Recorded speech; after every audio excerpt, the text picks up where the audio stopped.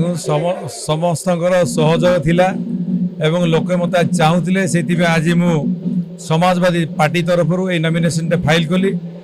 आज विपुल समर्थन आपण मैंने देखुए 5000 ऊर्ध्व लोक मत आज उत्साहित कर आशा करुच्ची समाजवादी पार्टी प्रथम थर पर ओडिशा रे खाता खोलिबो एवं निश्चित रूपे मु विधायक हला परे ए अंचल उन्नति एवं विकास दिगरे सदाबेले उचित पदक्षेप नेबी।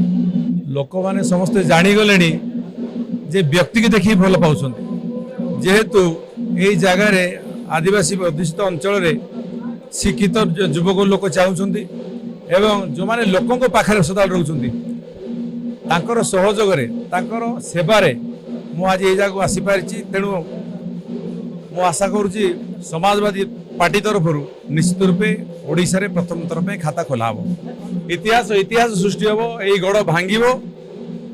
लोक निजे चाहूँगी जे देवेंद्र कहर को आम विधानसभा को पठेबू अनेक कार्यक्रम करिवार थिला जेतेबेले 2009 रु 2014 मसीहा विधायक थिली अनेक काम मोर बाकी रही जाइछि लोकंकर आशा को मु पूर्ण करि पारने एवं सेति पई लोक माने मते आनी के ए जगह रे पहुंचैछन्ति।